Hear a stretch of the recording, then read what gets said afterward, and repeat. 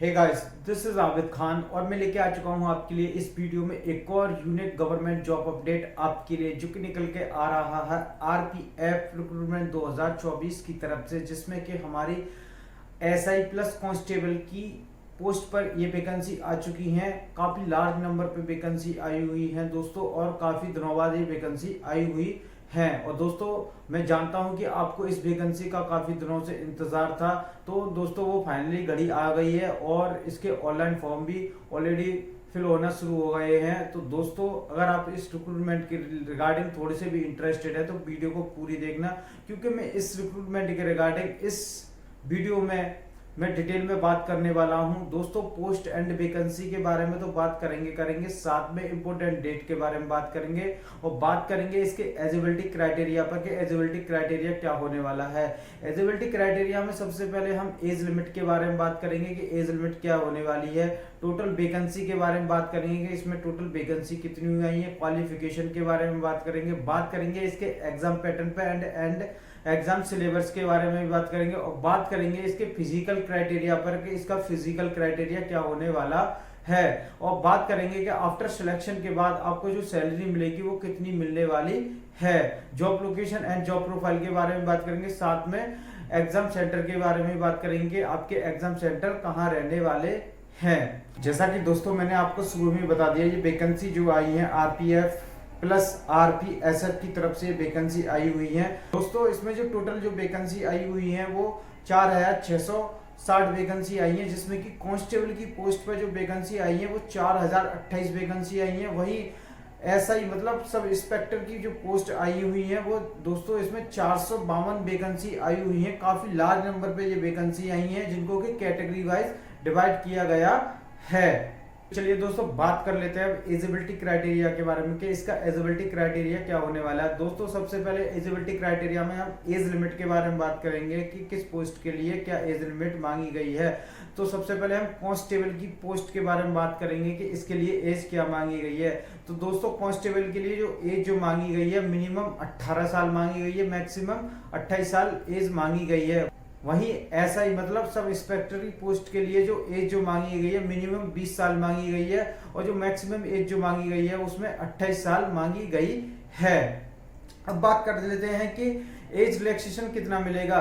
तो जीसी वालों को इसमें जो एज रिलैक्सेशन मिलेगा वो 3 साल का एज रिलैक्सेशन मिलेगा। वहीं एससी एंड एसटी वालों को जो एज रिलैक्सेशन मिलेगा दोस्तों वो 5 साल का एज रिलैक्सेशन मिलेगा। तो चलिए दोस्तों, बात कर लेते हैं अब एजुकेशन क्वालिफिकेशन के बारे में कि किस पोस्ट के लिए क्या एजुकेशन क्वालिफिकेशन मांगी गई है।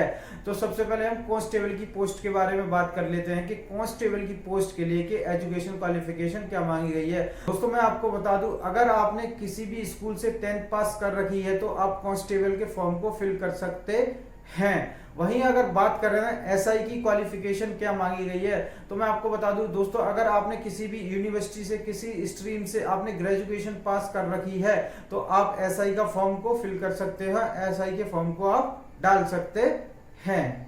तो चलिए दोस्तों, बात कर लेते हैं ऑनलाइन रजिस्ट्रेशन के बारे में कि इसके ऑनलाइन रजिस्ट्रेशन फॉर्म कब से फिल होना शुरू हो रहे हैं। तो दोस्तों, मैं आपको बता दूं, इसके ऑनलाइन फॉर्म फिलिंग ऑलरेडी शुरू हो गई है। जो इसकी ऑनलाइन फॉर्म फिलिंग जो डेट रखी गई है वो 15 अप्रैल 2024 रखी गई है। भाई लास्ट डेट जो फॉर्म की फिल करने की जो रखी गई है वो 14 मई 2024 रखी गई है। चलिए दोस्तों, बात कर लेते हैं अब एप्लीकेशन फी के बारे में कि इसकी एप्लीकेशन फी क्या लगने वाली है। तो दोस्तों, मैं आपको बता दूं, इसकी जो एप्लीकेशन जो फी लगेगी जनरल ओबीसी एंड ईडब्ल्यूएस वालों के लिए 500 रुपए लगेंगे। वहीं एससी एंड एसटी वालों की जो एप्लीकेशन फी लगेगी वो 250 रुपए फी लगेगी। ये दोस्तों, बात कर लेते हैं, अगर आप इन पोस्टों में से किसी के लिए भी आप अगर फॉर्म को फिल कर देते हो तो आपको सिलेक्शन लेने के लिए मेजर कितने स्टेजों से गुजरना होगा। तो दोस्तों, मैं आपको बता दूं, आपको सिलेक्शन लेने के लिए मेजर 4 स्टेजों से गुजरना होगा, जिसमें कि आपका स्टेज 1 में एक ऑनलाइन एग्जाम कंडक्ट किया जाएगा, दूसरी स्टेज में आपका एक फिजिकल लिया जाएगा, और तीसरी स्टेज में आपका डॉक्यूमेंट वेरिफिकेशन होगा, और चौथी स्टेज में आपका मेडिकल टेस्ट होगा। दोस्तों, मैं आपको बता दूं, जो स्टेज 1 का जो एग्जाम जो होगा वो खुद आरआरबी कंडक्ट कराएगा, यानी कि रेलवे बोर्ड कराएगा, और बाकी के तीन स्टेज जो है वो आरपीएफ ही खुद कंडक्ट कराएगा। तो चलिए दोस्तों बात कर लेते हैं स्टेज 1 के एग्जाम के बारे में, यानी कि ऑनलाइन एग्जाम के बारे में, कि इसमें कौन कौन से सब्जेक्ट पूछे जाएंगे और कितने सेक्शनों में इनको डिवाइड किया गया है। तो दोस्तों इसमें जो पहला जो सब्जेक्ट पूछा जाएगा वो जनरल अवेयरनेस पूछा जाएगा, जिसमें कि 50 क्वेश्चन होंगे और 50 मार्क्स के होंगे। वहीं दूसरा जो सब्जेक्ट जो पूछा जाएगा वो अर्थमेटिक पूछा जाएगा, जिसमें कि आपके 35 क्वेश्चन होंगे और 35 मार्क्स के होंगे। वहीं तीसरा जो सब्जेक्ट पूछा जाएगा वो जनरल इंटेलिजेंस पूछा जाएगा, यानी कि रीजनिंग पूछी जाएगी, जिसमें कि आपके 35 क्वेश्चन होंगे और 35 मार्क्स के होंगे। ओवरऑल ये पेपर जो होगा वो दोस्तों 120 नंबर का होगा, 120 मार्क्स का होगा। और जो आपको पेपर को टाइम जो दिया जाएगा सॉल्व करने के लिए वो आपको 90 मिनट दिए जाएंगे, जिसमें आपकी नेगेटिव मार्किंग 1/3 की नेगेटिव मार्किंग रहेगी।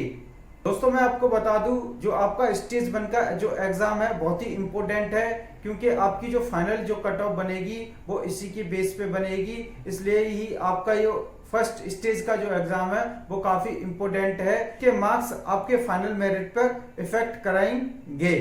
दोस्तों पेपर देने के बाद आपकी एक initial category wise cut off बनाई जाएगी। अगर आप उस कैटेगरी वाइज कट ऑफ को पास कर लोगे तो आप स्टेज 1 के एग्जाम को क्वालिफाई कर जाओगे, आप स्टेज 1 के एग्जाम को पास कर जाओगे। दोस्तों अगर आप स्टेज 1 के एग्जाम को पास कर लोगे तो आपको स्टेज 2 के लिए बुलाया जाएगा, यानी कि फिजिकल टेस्ट के लिए बुलाया जाएगा, जिसमें कि एसआई का फिजिकल अलग होगा और कांस्टेबल की पोस्ट का फिजिकल अलग होगा। तो दोस्तों बात कर लेते हैं स्टेज 2 के बारे में, यानी कि फिजिकल टेस्ट के बारे में, कि फिजिकल टेस्ट में एसआई के पोस्ट के लिए क्या क्राइटेरिया रखा गया है, कांस्टेबल की पोस्ट के लिए क्या क्राइटेरिया रखा गया है। तो सबसे पहले हम एसआई की पोस्ट के लिए फिजिकल का क्राइटेरिया जान लेते हैं, क्या इसका क्राइटेरिया क्या रखा गया है।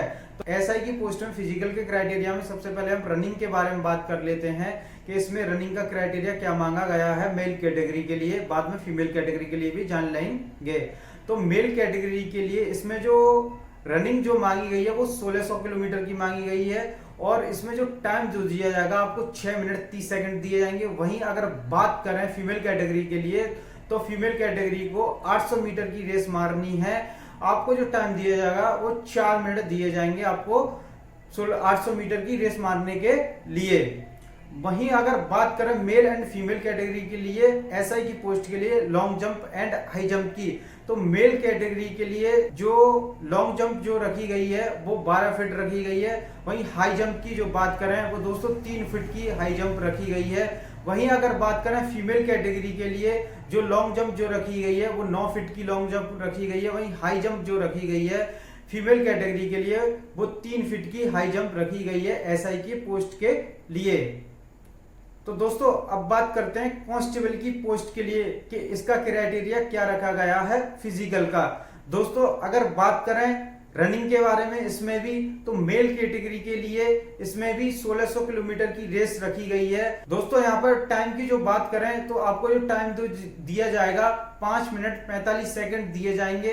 अगर बात करें फीमेल कैटेगरी के लिए रनिंग के लिए, तो इसमें आपको 800 मीटर की रेस मारनी है, आप टाइम जो दिया जाएगा वो 3 मिनट 45 सेकंड दिए जाएंगे। अगर वहीं बात करें लॉन्ग जंप हाई जंप की कांस्टेबल की पोस्ट के लिए, दोस्तों बात करें मेल कैटेगरी के लिए कि लॉन्ग जंप इसमें कितनी रखी गई है, तो इसमें जो मेल कैटेगरी के लिए जो लॉन्ग जंप जो रखी गई है वो 14 फीट की रखी गई है। वहीं हाई जंप की बात करें तो हाई जंप 4 फीट की रखी गई है।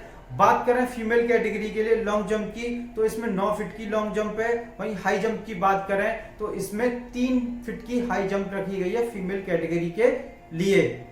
चलिए दोस्तों बात कर लेते हैं अब चेस्ट के बारे में और हाइट के बारे में, कि कांस्टेबल प्लस एसआई की पोस्ट के लिए क्या हाइट मांगी गई है, क्या चेस्ट मांगा गया है। तो सबसे पहले हम मेल कैटेगरी के लिए बात कर लेते हैं कि कितनी हाइट मांगी गई है, कितना चेस्ट मांगा गया है। तो ओबीसी मेल कैटेगरी के लिए जो हाइट जो मांगी गई है वो 1.65 हाइट मांगी गई है। बात करें चेस्ट की, तो चेस्ट जो मांगा गया है बिना फुला के वो 80 सेंटीमीटर मांगा गया है, और चेस्ट फुला के जो मांगा गया है वो 85 सेंटीमीटर मांगा गया है। वहीं बात करें SC and ST male category के लिए जो हाइट जो मांगी गई है दोस्तों 1.60 मांगी गई है। वहीं अगर बात करें चेस्ट के बारे में, तो जो चेस्ट जो मांगा गया है बिना फुला के वो 76 सेंटीमीटर मांगा गया है, और फुला के जो मांगा गया वो 81.2 सेंटीमीटर मांगा गया है। वही अगर बात करें फीमेल कैटेगरी के लिए, जनरल ओबीसी वालों के लिए जो हाइट जो मांगी गई है वो दोस्तों 157 मांगी गई है। वहीं SC and ST female category के लिए जो हाइट जो मांगी गई है वो 152 मांगी गई है। दोस्तों ये तो हो गया इसका फिजिकल का क्राइटेरिया कि इसमें ये हो गया, मैंने सारी जानकारी दे दी। तो दोस्तों इसकी भी आपका फिजिकल देने के बाद आपकी एक कैटेगरी वाइज एक आपकी इनिशियल कट ऑफ बनेगी। अगर आप उस कट ऑफ को पास कर जाओगे तो आपको स्टेज थर्ड के लिए बुलाया जाएगा। तो आपका स्टेज थर्ड में आपका सिंपली एक डॉक्यूमेंट वेरिफिकेशन होगा, और चौथी स्टेज में जो आपका जो होगा वो मेडिकल होगा। अगर आप इनमें चारों स्टेप को आप क्वालिफाई कर जाते हो तो आपका फाइनल सिलेक्शन इस पोस्ट में से या तो कांस्टेबल या फिर एसआई की पोस्ट पर हो जाएगा। और आपका जो फाइनल जो मेरिट जो बनेगी दोस्तों, मैंने आपको पहले ही बता दिया था, आपकी जो फाइनल जो मेरिट जो बनेगी वो एग्जाम के बेस पर ही बनेगी। तो चलिए दोस्तों बात कर लेते हैं अब सैलरी के बारे में कि आपको सिलेक्शन होने के बाद किस पोस्ट पर कितनी सैलरी मिलने वाली है। तो सैलरी में सबसे पहले हम कांस्टेबल के बारे में बात कर लेते हैं कि कांस्टेबल की पोस्ट के लिए आपको कितनी सैलरी मिलने वाली है। तो दोस्तों सारे डीआरएल अलाउंस मिला के आपको जो कांस्टेबल की जो सैलरी जो बनेगी वो 40,000 रुपए पर मंथ मिलेगी। वहीं अगर बात करें एसआई की पोस्ट यानी कि सब इंस्पेक्टर की पोस्ट पर जो आपको जो सैलरी जो मिलेगी वो दोस्तों 55,000 रुपए पर मंथ मिलेगी। काफी अच्छी सैलरी है दोनों की, कांस्टेबल की भी काफी अच्छी है, 40,000 रुपए कम नहीं होते। वहीं अगर बात करें एसआई की पोस्ट पर यानी कि सब इंस्पेक्टर की पोस्ट पर जो आपकी जो सैलरी जो बनती है वो 55,000 रुपए बनती है, जो कि काफी बेहतरीन सैलरी है, काफी अच्छी सैलरी है। तो दोस्तों मैं तो कहता हूँ ये बहुत ही अच्छा रिक्रूटमेंट है, बहुत ही अच्छे टाइम पे आया है। दोस्तों अपनी जी जान लगा दो इसमें, बिल्कुल अपनी जी जान लगा दो। अगर आपको सिलेक्शन चाहिए तो आप सब कुछ झोंक दो इस पोस्ट को पाने के लिए। चलिए दोस्तों बात कर लेते हैं जॉब प्रोफाइल के बारे में कि आपका सिलेक्शन इसमें हो जाएगा तो आपको काम क्या करना होगा। दोस्तों आपको समझ में आ रहा होगा कि रेलवे की तरफ से वैकेंसी आई है, आरपीएफ प्लस आरपीएसएफ की तरफ ये वैकेंसी आई है। तो आपको जो काम जो करना होगा वो दोस्तों रेलवे के अंडर ही आपको काम करना होगा।